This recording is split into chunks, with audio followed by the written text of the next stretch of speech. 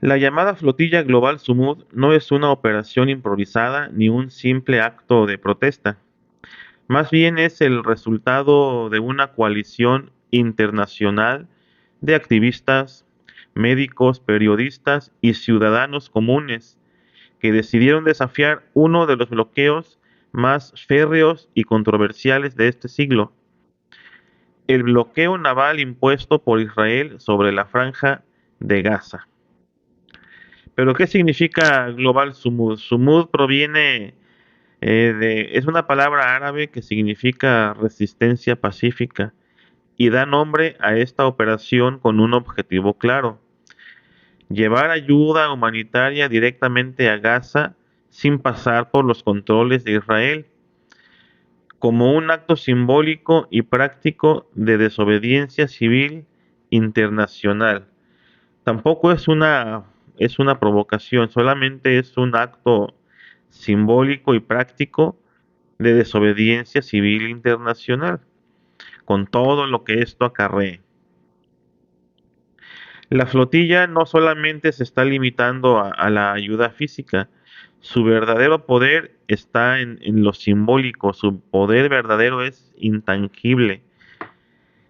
No es en sí toda la ayuda que llevan, sino exponer ante los ojos del mundo una verdad que muchos prefieren ignorar, la de un pueblo asfixiado por tierra, mar y aire, un pueblo que sobrevive bajo una ocupación, sin acceso libre a alimentos, medicinas, agua o electricidad.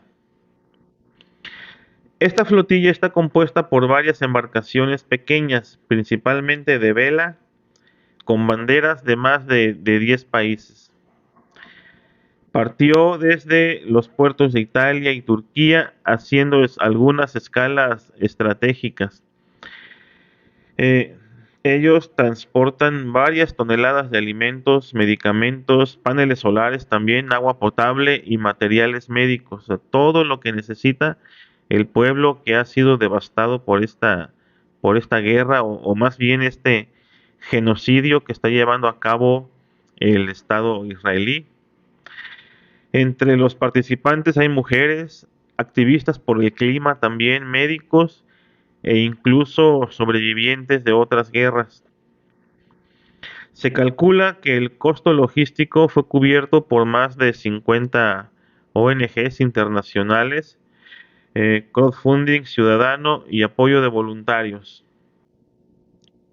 Mientras algunos ven esto como un acto heroico, otros, principalmente gobiernos occidentales, lo tildan de provocación innecesaria. Pero, a ver, la verdad, ¿desde cuándo llevar comida a un niño hambriento es una provocación? Por favor, obviamente no. La flotilla Global Sumud es una advertencia silenciosa. Es un recordatorio flotante de que en un mundo controlado por las grandes potencias, aún existen personas dispuestas a desafiar la oscuridad con actos de luz. Pero esa luz fue interceptada en alta mar, lamentablemente, prácticamente cometiendo actos de piratería, atacando a un barco con víveres en aguas internacionales. Las personas que iban a bordo no eran soldados, no llevaban armas, no eran agentes encubiertos, solamente eran ciudadanos del mundo. Esta flotilla estaba compuesta o está compuesta por más de 150 personas de muchas nacionalidades.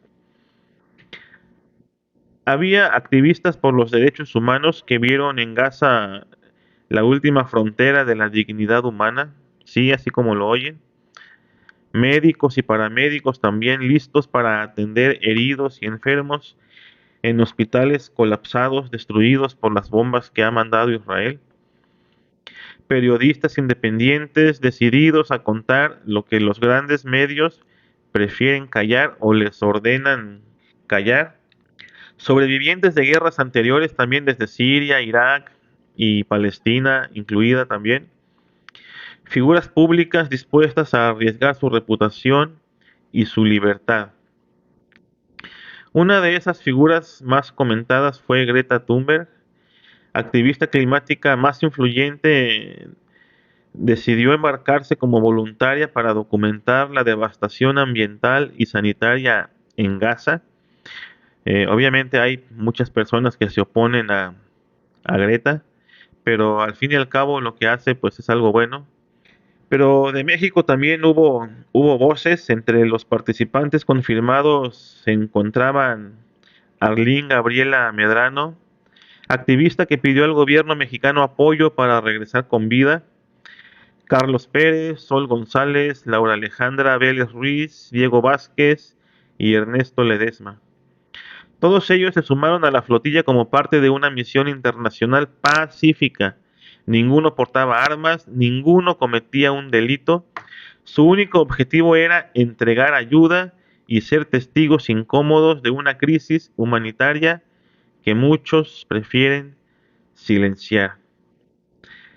La mayoría eran personas anónimas, profesores que dejaron las aulas, madres que dejaron a sus hijos para ayudar a otros, estudiantes que cambiaron la universidad por el mar, jubilados que decidieron que no basta con dar like, hay que estar presentes. Muchos sabían que podían ser arrestados, deportados o incluso heridos, pero igual se atrevieron a subir. Y como dijo uno de ellos antes de partir, si tienes miedo, recuerda quien vive con miedo todos los días en Gaza. Sus nombres tal vez no aparezcan en los libros de historia, pero su acto resonará como un eco incómodo en los oídos de quien aún creen que ayudar está prohibido, prohibido y penado. ¿Pero qué hizo exactamente Israel para detenerlos? Este 1 de octubre pasado, la Marina israelí activó su maquinaria militar para impedir que la flotilla de Global Summit llegara a Gaza. Las órdenes eran claras: ningún barco debía cruzar el bloqueo marítimo, aunque eso significara detenerlos en aguas internacionales. La intercepción ocurrió a unos aproximadamente 130 kilómetros de la costa de Gaza, muy lejos de lo que se considera zona de combate directa. Legalmente, esto plantea una pregunta crucial: ¿puede un Estado intervenir con fuerza en alta mar contra embarcaciones civiles? Testigos y organizaciones reportaron que la Marina israelí cortó las comunicaciones satelitales de las naves, interfirió también los sistemas de navegación para desorientar a las tripulaciones, utilizó chorros de agua a presión y drones para intimidar y bloquear el avance. Finalmente, comandos armados abordaron las embarcaciones por la fuerza. Los pasajeros fueron detenidos e incomunicados. Posteriormente fueron trasladados a puertos israelíes y se les notificó que serían deportados y vetados de futuras entradas al país. De acuerdo con testimonios recogidos por la prensa internacional, durante las detenciones hubo registros forzados, empujones, insultos y en algunos casos agresiones físicas. El gobierno israelí defendió sus acciones afirmando que el bloqueo marítimo de Gaza es legal en el contexto del conflicto con Hamás. La flotilla, aunque civil, podría ser utilizada para contrabandear armas y que por ello la intercepción se realizó para proteger la seguridad nacional.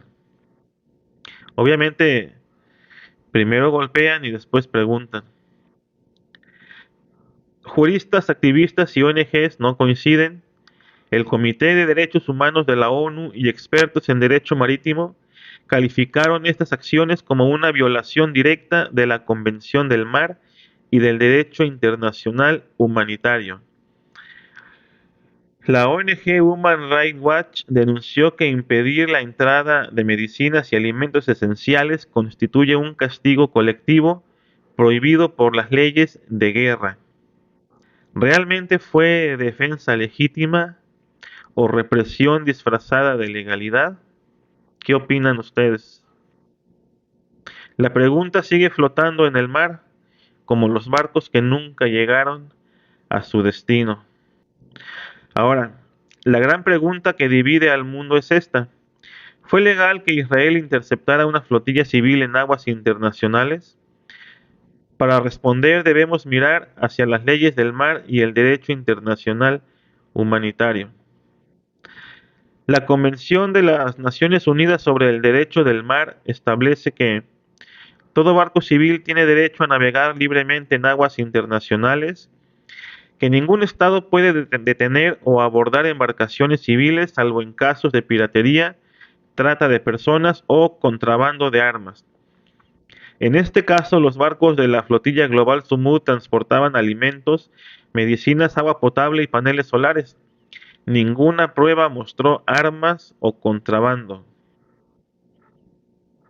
Richard Falk, es director especial de la ONU para Palestina, calificó este operativo como un acto de piratería de Estado violatorio de toda norma de derecho humanitario.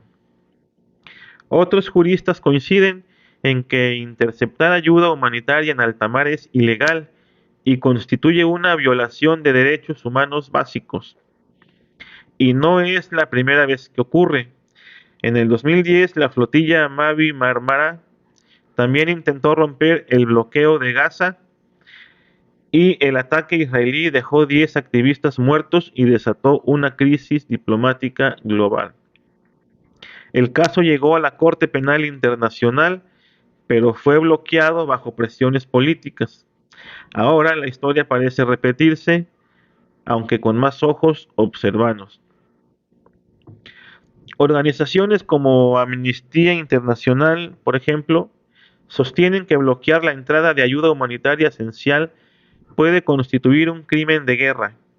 El derecho internacional humanitario prohíbe el castigo colectivo, o sea, castigar a toda una población civil por los actos de un pequeño grupo armado. Israel insiste en que el bloqueo es una medida defensiva contra Hamas, pero la pregunta moral y legal sigue en el aire. ¿Se puede justificar la hambruna, la falta de medicinas y el colapso de hospitales en nombre de la seguridad? Las leyes existen para proteger a los pueblos, no para blindar a los poderosos.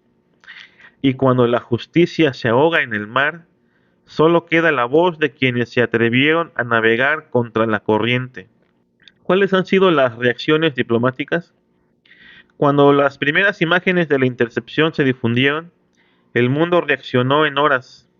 Gobiernos, parlamentos y calles encendidas marcaron el pulso de una nueva jornada que puso a Israel en el centro del escrutinio internacional. Las protestas estallaron en Roma, Estambul, Buenos Aires y más capitales, con marchas, vigilias y bloqueos simbólicos frente a embajadas. En México, colectivos se movilizaron en Ciudad de México, Monterrey, Guadalajara y San Cristóbal de las Casas, exigiendo la liberación de sus connacionales. En Europa, España y Turquía criticaron la operación y pidieron explicaciones formales. Otros gobiernos de la región emitieron condenas y exigieron respeto a los derechos de los ciudadanos. En México, la presidenta Claudia Sheinbaum exigió la entrega inmediata de los 6 mexicanos detenidos, subrayando que no cometieron ningún delito e informando del seguimiento consular a sus casos. En el terreno mediático se vio un contraste. Medios como The Guardian y AP reportaron la intercepción en aguas internacionales, la detención masiva y el nombre de Greta Thunberg entre los activistas. A la par, canales estatales israelíes y portavoces oficiales defendieron la operación como medida de seguridad y trámite de deportación. La sociedad civil también subió la presión. En Italia, centrales sindicales llamaron a huelga general y a acciones de solidaridad. mientras ONGs internacionales denunciaron uso excesivo de fuerza y detenciones arbitrarias.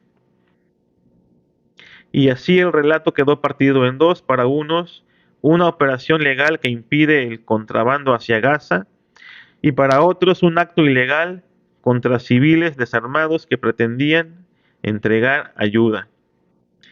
Y en medio de esta disputa, miles en las calles y gobiernos bajo presión para elegir una postura clara. ¿Y cuál es el futuro? ¿Qué escenarios se abren ahora? La flotilla fue interceptada, los activistas detenidos, pero el mensaje sigue navegando. Primero, la replicación. Organizaciones en Europa, América Latina y Asia ya discuten nuevos zarpes, barcos más pequeños, más rápidos y descentralizados. El objetivo: saturar la capacidad de intercepción y mantener la crisis en la agenda pública. Obviamente todo esto conlleva riesgos como accidentes en mar abierto, criminalización de los voluntarios y bloqueos financieros a ONGs. Un segundo escenario podría ser que Israel puede ampliar zonas militares, usar medidas más intrusivas en aguas internacionales y acelerar las deportaciones. Esto incluiría tecnología antisatélite, interferencias y drones navales para neutralizar embarcaciones civiles. Se puede provocar también una batalla jurídica. Estados y ONGs podrían impulsar medidas cautelares, demandas por intercepciones en alta mar y presionar por investigaciones en foros internacionales. Al mismo tiempo, parlamentos y ayuntamientos podrían aprobar boicots, suspensión de contratos y embargos selectivos. La atención mediática es volátil. Si no hay presión sostenida, el tema se apaga y la historia se repite. Otro barco, otra intercepción, otro silencio. El futuro va a depender de tres variables: pruebas documentales, videos, bitácoras, testimonios verificables, coordinación internacional, redes de puertos, abogados, médicos y prensa. Y la estrategia narrativa también: mantener el foco en derechos y vida civil, no en banderas. Al final, amigos, no se trata solo de barcos, se trata de quien puede vivir, curarse y comer, de si el mar será frontera o puente. Si este mensaje te ha resonado, por favor comparte, suscríbete y déjame tu opinión. Aquí seguimos navegando entre las verdades que el mundo intenta ocultar.